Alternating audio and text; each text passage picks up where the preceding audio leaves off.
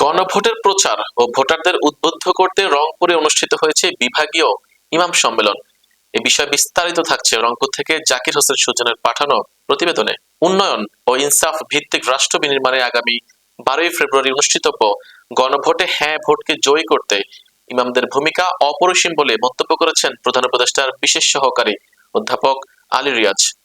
বুধবার রংপুরের আবু সাইদ স্টেডিয়ামে গণভোটের প্রচার ও ভোটার উদ্বুদ্ধকরণ উপলক্ষে আয়োজিত বিভাগীয় ইমাম সম্মেলনে প্রধান অতিথির বক্তব্যে তিনি এসব কথা বলেন।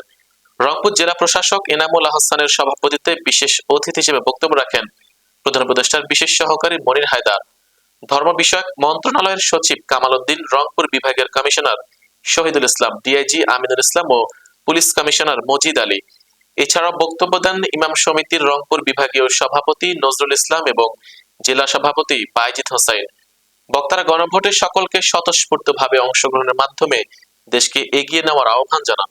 ভবিষ্যতে ওই যে বললাম, আমাদের অধিকাংশ মানুষ, এই দেশের অধিকাংশ জনগণ আসলে বয়স অত্যন্ত কম। আমাদের সামনে অনেক সম্ভাবনা আছে।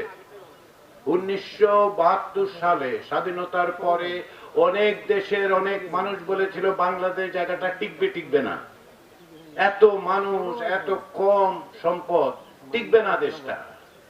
বাংলাদেশের মানুষ শুধু টিকিয়ে রাখে নাই, বাংলাদেশের মানুষ একটা উন্নত উন্নয়নশীল দেশে আমরা পরিণত করতে পেরেছি। আমাদেরকে ক্রমান্বয়ে আর্থিক সহায়তা দেওয়া করা হচ্ছে। এটার জন্যই বলা হয়েছে যে জুলাই জাতীয় সনদে যাতে রাজনৈতিক দলগুলো ভূমিকাবদ্ধ হয়েছে যে ত্রয়োদশ জাতীয় সংসদ একই সঙ্গে সংবিধান সংস্কার পরিষদ বলে চিহ্নিত হবে 180 দিনের।